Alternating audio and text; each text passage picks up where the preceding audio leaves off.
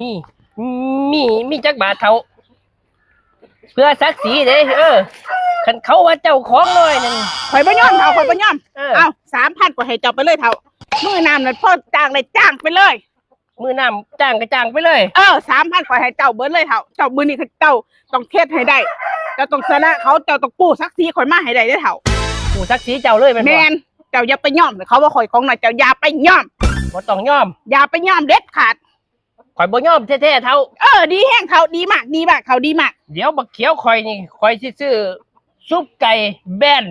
ยังบำรุงได้บำรุงไปเลยมื้อน้ำนี่พ่อจ้างได้จ้างไปเลยเท่าให้ชนะจ้างมือน้ำไปเลยตะกู้ศักดิ์ศรีของข่อยคืนมาเด้อเท่าข่อยตั้งแต่มันว่าแต่ที่แรกแล้วว่าของเมียข่อยน้อยโอ้ยตั้งแท้ให้ข่อยไปนำบ่นี่เท่าบ่ต้องไปก็ได้เท่าบ่ต้องไปก็ได้จะได้กับของเจ้าตั้งโทรจะมันเปิดมันเบิ่งเลยนะเท่า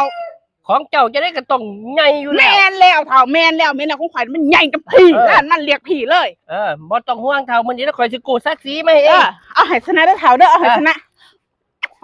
เอาให้ชนะเด้อเท่าเด้อโอเคเมียไปก่อน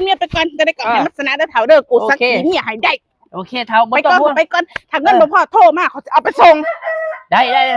ไปก่อนเด้อเท่าเด้อไปก่อนเด้อโอเคเฮ้ย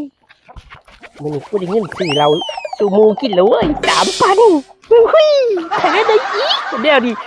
บักเขียวบักเขียวออกมาทางเลย